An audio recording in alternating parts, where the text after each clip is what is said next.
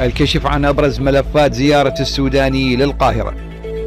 المندلاوي يخاطب السوداني لزيادة رواتب المتقاعدين. اتحاد الغرف التجارية تقول السوداني وجه بتسهيل دخول التجار إلى منصة التحويل الإلكتروني. التجارة إطلاق السلة الغذائية الرمضانية الأسبوع المقبل.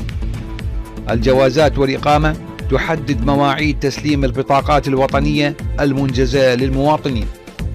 باحث مصري يقول نحتاج لفائض العراق النفطي وفائضنا الكهربائي يغطي ضعف احتياجه.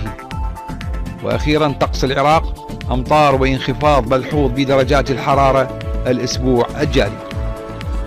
متابعينا الكرام، السلام عليكم ورحمة الله وبركاته. نبدأ معكم نشرة الأخبار من قناة بغداد لهذا اليوم الاثنين الموافق 6 من آذار للعام 2023. الرجاء دعم القناة بالاشتراك فيها وتفعيل زر الجرس